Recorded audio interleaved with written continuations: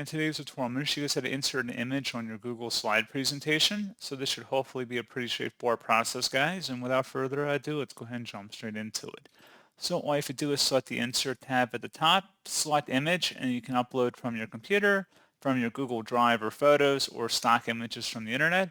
You can also upload from your camera too, or from a URL. Make your selection there, and then locate the picture or pictures you want to upload, and then you just would select open, and that would insert it into the Google slide. So pretty straightforward process, guys, and as always, thank you for watching. I do hope that was able to help you out, and I do look forward to catching you all in the next tutorial. Goodbye.